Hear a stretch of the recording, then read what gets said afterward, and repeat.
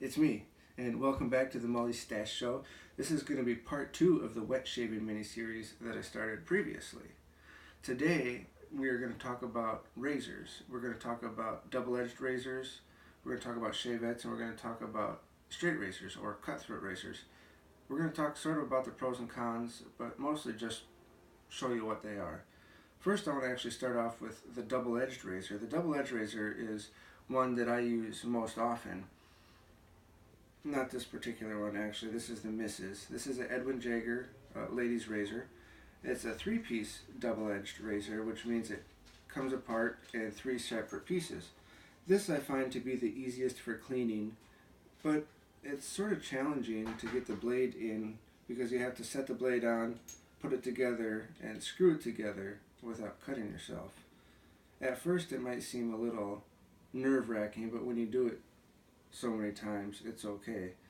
The second razor I have is a 1-piece razor, also called a butterfly razor, and that you just twist the bottom and it opens the top. For these, it's much easier to put the blade in and out. You just set the blade in and close it back up. This particular razor is a 1963 Gillette Slim. It had a counterpart called the Gillette Fat Boy. It looks similar, it's just wider barrel. This particular razor also is adjustable, where you can adjust the aggressiveness, how much of the blade sticks out. This razor, since it has a closed comb right here, is not as aggressive as an open comb razor such as this. When you get to the open comb razor, you can see there's a lot more of the blade that sticks out, and this is good for gentlemen that have an aggressive beard, a lot of hair, or you want a closer shave, because the more aggressive it is, even though the harder it could be on your skin, the closer of a shave it will get.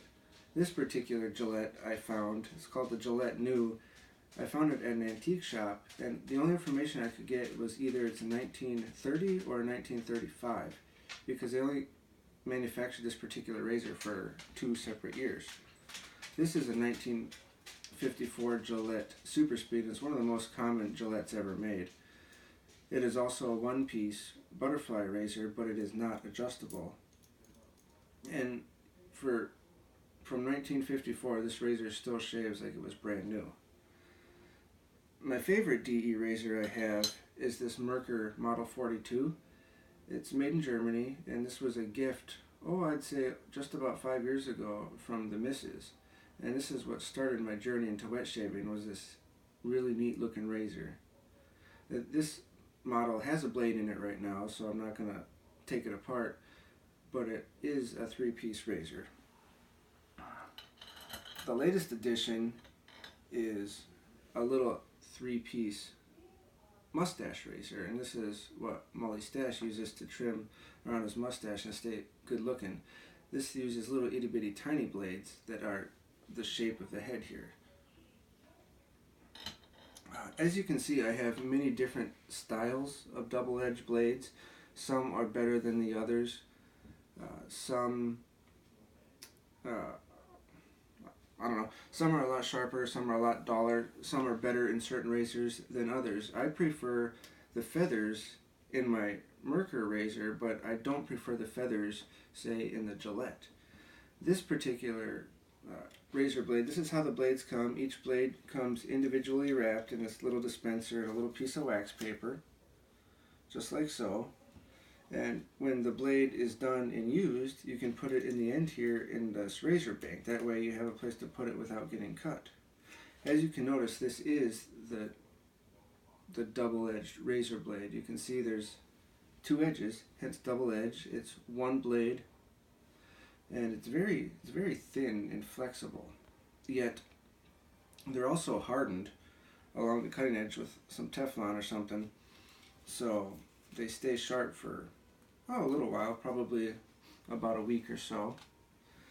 Next on the list is actually shavettes. This is more of a conventional shavette, or a disposable blade straight razor or cutthroat razor. Normally you hold them like so. You can pull them apart to change the blade, and you just set the gotta be smarter than a razor, apparently I'm not. You set the blade in here and it closes up just like so, and then it has a blade in it. The blades it uses are actually half of a double-edged razor blade. So literally what some people do is they take the double-edged razor blade and they break it in half, and they have two separate blades for the Shavette. I actually get my Shavette blades by the 100 count, and I think I got all of that on Amazon, the Shavette and the 100 blades, for probably under $10, so not a bad deal. These are a lot more difficult to use and not user-friendly as the straight razor. They have a shorter blade, it's harder, so it's not as forgiving, it's not as flexible. I was actually shaving for, I would say, probably wet shaving for about 4 to 4.5 years, and using a straight razor by that time for probably about 3 years before I got the Shavette. The first time out of the box with the Shavette, I sliced my cheek. And I hadn't, knock on wood, cut myself at all in the history of wet shaving until I used the Shavette. These little guys are sharp. The blades get sharp by the Teflon coating that they put on. It's still fun to use, and if I'm traveling or if I want to use a straight razor in a pinch, it's good to have. It closes up so the blade can stay in and not damage. The other Shavette, and this is probably my second favorite razor I own right now. This is a Shavette, a disposable blade razor. This is just a case that I got to protect the blade because it doesn't fold. There's a blade in here right now. It's also called an ejection razor. It's a single edge blade. The ejectors, they come in this little box here. So you hook this up, and then you just slide it back and forth, and it shoves the razor blade into here. And the old blades also go into the razor bank in the bottom. When I give my shaving demonstration in a further video, I'll probably use this. This razor doesn't play around. It is sharp. It gives a very, very, very good shave. In fact, it's so sharp that I could shave, and by the end of the night it still feels like I just shaved. It doesn't want you to have a 5 o'clock shadow. Anyway, this is a Feather Artist Club. I believe it's the SS model. I'd have to check. It was a Christmas gift. But I love this razor. It's sharp. I probably get about 4 shaves off of one blade. And the blades for these, they're different prices. They're probably anywhere from a neck of the woods of about 50 cents a blade to $1.20 a blade. But very easy to use, very fun to use, and sort of feel that rush as you're using it. The next razor, and this is absolutely my favorite razor I have, is a Boker Edelweiss straight razor, also called a cutthroat razor. It's made of carbon steel. You can see there's a few little rust spots on it where I had it sitting on the counter, and you reach across to grab something and water drips off your hand. And I guess at first I really wasn't aware that it would rust so quick. But I cleaned it up and I honed the blade, and it actually is pretty clean. It works pretty good. This was an anniversary gift, and I love using this razor, but it takes some skill to use. The downside of straight razors is you have to strop them before every use. I usually strop mine a few strops after every use, and then every couple months or so, depending on how coarse your beard is, you have to hone them as well. Those are prices that can add up. You don't need the stand. It didn't come with it, but I bought it so I could look at it because I really like it. Another style straight razor is this Dovo, which is the same company that actually makes these Merkers. It's also made in Germany, and this is a much wider blade. This is called the 6/8 blade because that's how thick it is, as opposed to the 5/8 blade of the Boker. This one you can shave more before you have to rinse off because it can hold more lather. However, it's a stiffer blade, and it doesn't fit around the mustache as easy, and it's not as maneuverable as, say, a smaller blade. This is actually the second one of these I got. My first one literally came rusty, and that was definitely no bueno, but they took care of it no problem. It's actually a pretty good razor to use. You can see my little stand I built just so I had something to display my razors in. I have a little bowl I have, a shaving brush so I can lather up, which will be another video how to do that. I keep a little bit of oil. This is stuff that comes with the head trimmer, just to oil the threads, or to put a couple drops of oil on the blade when I touch them, just so they don't rust.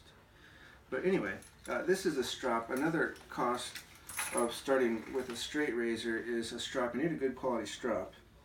This comes with a canvas part or a nylon part and a leather part, so you can sort of do the rough stropping on the canvas and then you can do the final stropping on the leather. It's the same concept as using a steel on your kitchen knives. It doesn't sharpen the razor, it just sort of aligns the little cutting edge into one thing, because after you shave it gets damaged and sort of bends over. But anyway, that's sort of the basics of the razors. You have the double-edged razor, you have the Shavettes, which have pros and cons. They're just a lot more aggressive, and then you have the cutthroat or safety razors, and there's something visceral feeling about using a razor next to your throat. Probably why they call it cutthroats.